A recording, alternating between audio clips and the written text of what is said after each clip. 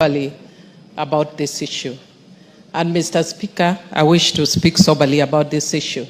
And sometimes when you're in leadership, you have to take the road less traveled. And on this issue, I want to take the path less traveled.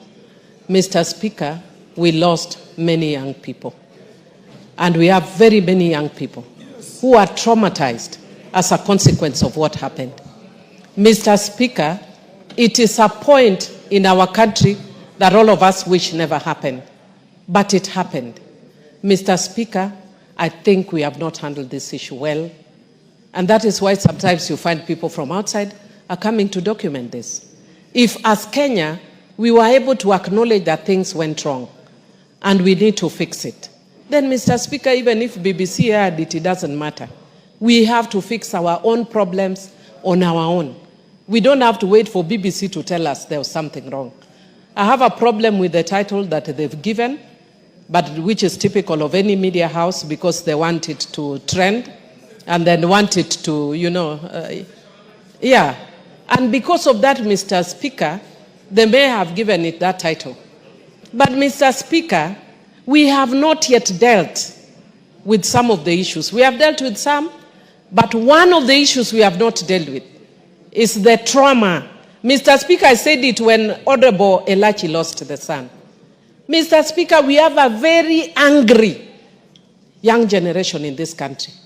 And part of the anger is on the issues that we are seeing, Mr. Speaker. And we cannot bury our heads in the sand, Mr. Speaker.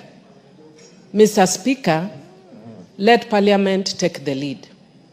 And let us find a way of helping these young people to heal. Because, Mr. Speaker, we don't know what may come in the next few months, next year, or whatever. And furthered by the fact that we have very many young people who are jobless, who are frustrated. And if these people, I don't know what their intention is. Their intention could be fuel more harm and whatever. I don't know what their intention is. But from the young people that have spoken, it has actually created more anger. We are taking them back to the path that they would rather not walk again. But they are walking it. And we don't know at what point somebody else will fuel it again. You can't stop the media. Somebody else will fuel that anger again. And so for us to deal with it, let this Parliament take that mandate to deal.